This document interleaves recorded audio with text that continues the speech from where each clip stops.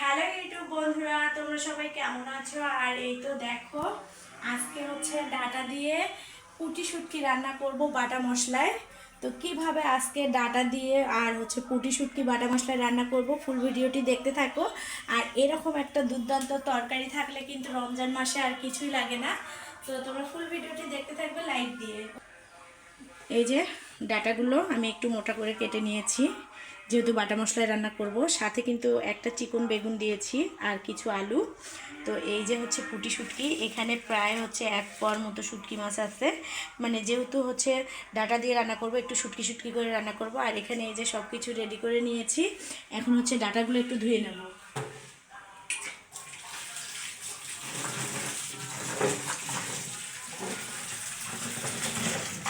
আমি সব কিন্তু হচ্ছে ধোয়া পাকলা একেবারে এই মানে ডালার ভিতরেই করি, ডালায় করলে সুবিধা হয়। তো এখন হচ্ছে পুঁটি শুটকিটা ধুয়ে নেব। এভাবে পুঁটি শুটকি ডালার ভিতরে ধুইলে একদম বালা থাকবে না। ধোয়া ধুয়ে শেষ, চুলায় রান্না করব। এখন সব কিছু নিয়ে বাইরে যাব। এখন চুলায় রান্না করব, চুলার পাড়ে যাচ্ছি।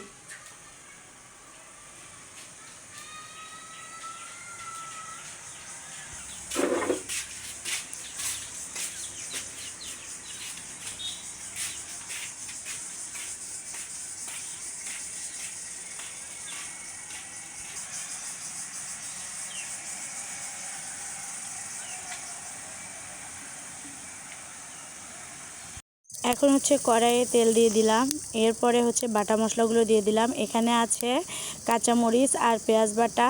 তো এরপরে হচ্ছে দিয়ে দেব রসুন বাটা, তারপরে দিয়ে দেব হচ্ছে জিরে বাটা।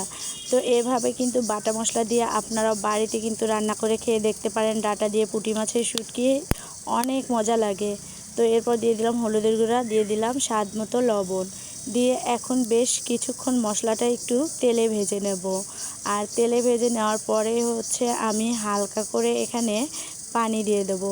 আর আমি কিন্তু চুলায় রান্না করছি, সেটা দেখতেই পারতেছেন, গোবর খড়ি দিয়ে। তো আমি যেখানে রান্না করি সেই জায়গাটা কিন্তু খুবই নিরিবিলি একটা পরিবেশ। তো আমার কাছে ভীষণ ভালো লাগে এরকম খোলামেলা আকাশের নিচে রান্না করতে। আর ওই যে বললাম না, এখন পানি দিয়ে দেবো। এই যে পানি দিয়ে কিন্তু মশলাটা আর একটু কষিয়ে নেব। আর দেখেন খুব সুন্দর কিন্তু নতুন পাতা গজিয়েছে, অনেক ভালো লাগছে। তো আর এই তো হচ্ছে আমার মশলা কষানো হয়ে গেছে। এখন হচ্ছে পুঁটি মাছের শুটকিগুলো দিয়ে দিলাম, দিয়ে বেশ কিছুক্ষণ নেড়ে চেড়ে নেব। আর পুঁটি মাছের শুটকি কিন্তু এমনিতেই অনেকটাই নরম। তো এরপর হচ্ছে কষানো হয়ে গেলে এই যে ডাটাগুলো দিয়ে দিলাম। তো ডাটাগুলো দিয়ে দেওয়ার পরে হচ্ছে বেশ কিছুক্ষণ কষিয়ে নেব। আমি কিন্তু ডাটার মধ্যে 2টা বেগুন আর 2টা আলু দিয়েছি। আমার বাচ্চারা আলু খেতে ভীষণ পছন্দ করে, আপনারা চাইলেও দিতেও পারেন, নাও দিতে পারেন। আর এই তো আমি এখন এগুলো কিন্তু খুব ভালো করে আগে এই মশলাতে কষিয়ে নেব। অনেকেই কিন্তু শুটকি ভাজিটা অনেকভাবেই করেন। তো ডাটা দিয়ে এভাবে পুঁটি মাছের শুটকিটা বাটা মশলা দিয়ে রান্না করে দেখবেন, অনেক ভালো লাগবে। ফুল 1.5 প্লেট ভাত অনায়াসে খেয়ে ফেলবেন। আর ওই যে বললাম না, রমজান মাসে এরকম একটা তরকারি থাকলে কিন্তু কিছুই লাগে না। তো এই যে আমার কষা হয়ে গেছে, এখন ঝোল দিয়ে দিলাম একেবারেই, আর কোনো ঝোল ব্যবহার করব না। আর এই তো হচ্ছে এখন ঢেকে দেব। ঢেকে দিয়ে তো বেশ কিছুক্ষণ অপেক্ষা করতেই হবে। আর এই তো দেখেন পানি কিন্তু প্রায় শুকিয়ে আসছে। তো আমি এখন উল্টে পাল্টে নেব বেশ কিছুক্ষণ ধরে।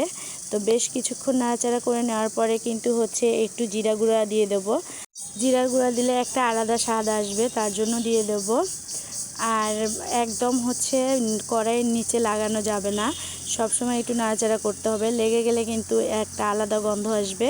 তো তার জন্য আমি বেশি করে নেড়েচেড়ে নিচ্ছি। আর এই তো হচ্ছে বাড়িতে করে রাখা ফোড়না আর হচ্ছে জিরা দিয়ে গুঁড়ো করা, সেটা দিয়ে দিলাম। আর ফোড়না তো সব তরকারিতে দিলে কিন্তু খুব সুন্দর একটা ফ্লেভার আসে, অনেকেই খেতে পছন্দ করে, অনেকেই খেতে পছন্দ করে না। আর এই তো এখন আলাদা ডিশে তুলে নিচ্ছি। তো কেমন হয়েছে অবশ্যই কমেন্ট করে জানাতে ভুলবেন না। এই তো ডাটা দিয়ে পুঁটি মাছের শুটকি এই যে বাটা মশলায় রান্না করে নিলাম। তো রান্নাটা আসলে খুবই শর্টকাট, বেশি বড় নয় ভিডিওটি। অবশ্যই ভালো লাগলে রান্নাটি লাইক কমেন্ট শেয়ার করে পাশে থাকবেন। আজকে এ পর্যন্তই, আল্লাহ হাফেজ।